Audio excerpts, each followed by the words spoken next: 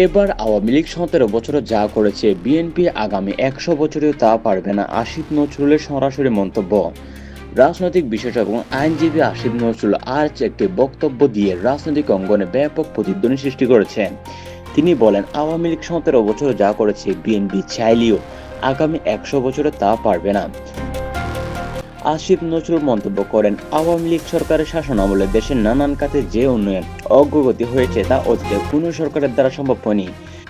BNP যদি আগামী ১০০ বছরের ক্ষমতায় থাকে কিংবা তারা বিপুল উন্নয়ন ঘটাতে সক্ষম হবে না। তিনি আরও যোগ করেন, যে দক্ষতা, পরিকল্পনা এবং কঠোর পরিশ্রমে আওয়ামী লীগ প্রদর্শন করেছেন তা বিএনপির নেই। তাদের শাসনের সময় একের পর এক বিপর্যয় ঘটেছে এবং জনগণের উন্নতি সুনিশ্চিত করা তাদের পক্ষে দূরের বিষয়।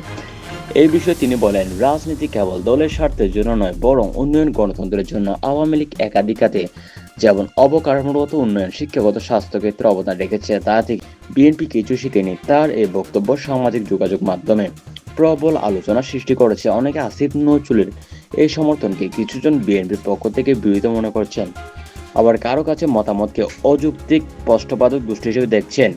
আসিফ নজরুলের এই বক্তব্য রাজনৈতিক আলোচনা এবং ভবিষ্যতে রাজনৈতিক সমীকরণের উপর কতটা প্রভাব ফেলবে সেটি দেখার বিষয়।